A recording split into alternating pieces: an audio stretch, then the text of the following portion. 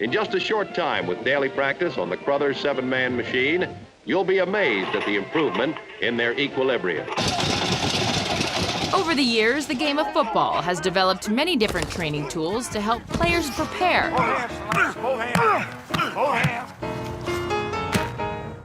Some more successful than others. But since the turn of the century, of all the gadgets available, one piece of equipment has shot to the head of the pack. You a fan of the Jugs machine? Love the Jugs machine, yeah. I think we lead the league in jug machines. We've made a huge investment in jug machines. I think we have probably 8 to 10 of them. We have a term of old Bruce Lee movie, you know, like I fear the man not with 10,000 kicks, but has one kick who's done it 10,000 times. Like that's catching the jugs over and over and over again to get your skills really right. It's a hell of an invention, but I have no idea who invented it or where it started. But whoever did, for football, great invention. That distinction would go to the father of this man, Butch Paulson, president of Jug Sports in Tualatin, Oregon.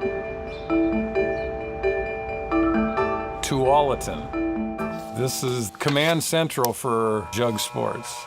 It's kind of almost Norman Rockwell-ish, but my dad, he loved baseball.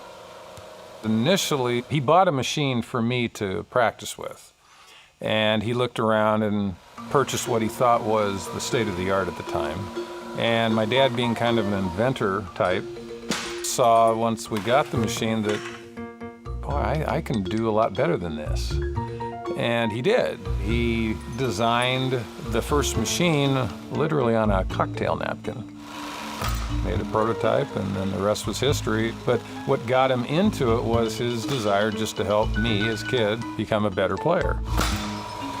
The name of John Paulson's new company also came from the baseball diamond.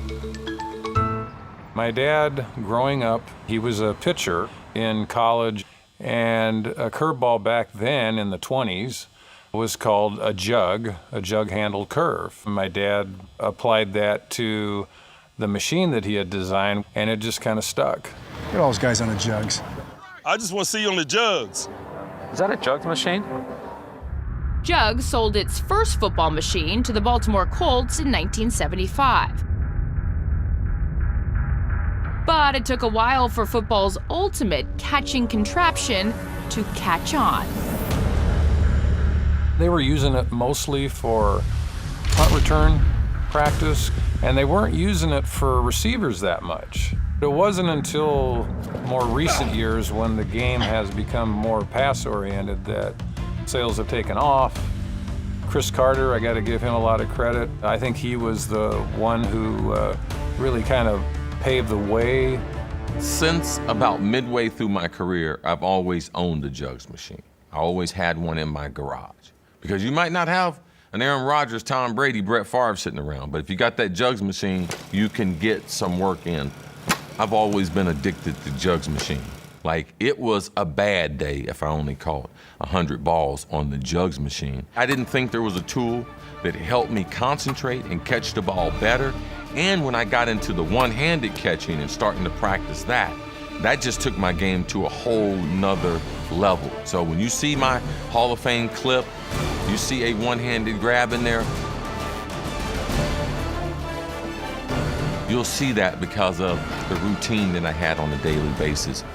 You'll watch me grab one right below the goalpost. That's because the drills that we did when we shot the ball higher in the red zone, and we were able to get to that exact height there, the toe tap on the sideline, the back of the end zone. The Jugs machine, it made me do that better. Your brain takes pictures, so you see the ball coming like a flash. Within the Jugs machine, I was able to cover all the spots that I could physically get a ball thrown to me. Once I got into the game, there wasn't a blind spot that I have. I've seen that ball. I've caught that ball. Hundreds and hundreds of times. Touchdown!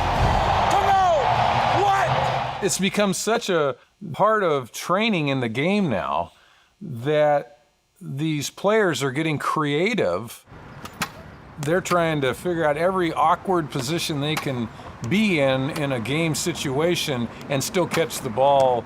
Some of the stunts that you see some of the players doing just for fun to challenge themselves, we would have never even dreamed of. I've seen Odell Beckham get like 10 yards away from the machine, and then with every pass, he'll creep in a yard, creep in a yard, creep in a yard, and it's astounding to have reflexes and the strength in hands to do what he can do.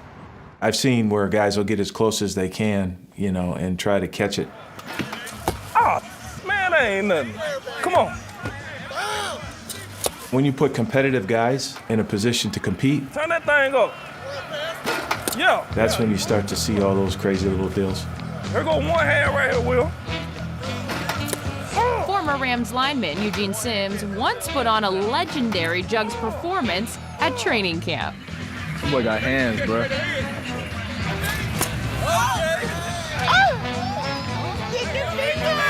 One hand, though. One hand. Today, Jugs machines aren't just for wide receivers. In fact, thanks to Chris Carter, they've started achieving celebrity status.